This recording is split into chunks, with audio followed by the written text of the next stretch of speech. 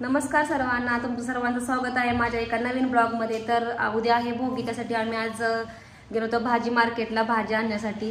खूप सारी गर्दी होती आणि भाजीचा तर दर विचारूच नका तुम्ही। तर तुम्हाला तर माहितीच असेल उद्या भोगी असल्यामुळे प्रत्येक वस्तूचा दर हा खूप जास्त आणि खूप महाग आहेत भाज्या। चला तर मग आपण भाज्या बघूया। हे पहा, सर्व अशा भाज्या आणलेल्या आहेत मी इथं। कृष्णराज तर सुरू पण केलं। काय खातोय बाबू? बोरं खातोय। ऊस पण आणलाय बाया विकत, 10 रुपयाला एक ऊस आणलेला आहे। गावाकडे बरं असतंय ना, सर्व काही आपलं शेतातलं भेटतंय।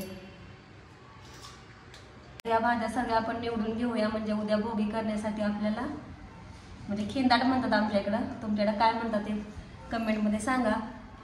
तर उद्या आता मस्त भाज्या पण बनवू। या बघा, या सर्व भाज्या मी आता निवडून घेतलेल्या आहेत आणि सोलून ठेवलेत। पावटा, वटाणा, घेवड्याची शेंग, हरभरा असं सर्व मी सोलून ठेवलेले आहेत। आणि आता बटाटे, वांगे जे आहेत ते आपण सकाळी चिरून घ्यायचं, स्वच्छ आणि धुवून वगैरे मस्त म्हणे खिंदाट बनवायचं। हे पहा, इथं मी संक्रांती आणलेले आहेत, त्याला खण असे म्हणतात। तिळगुळ आणलेले आहेत थोडेसे आणि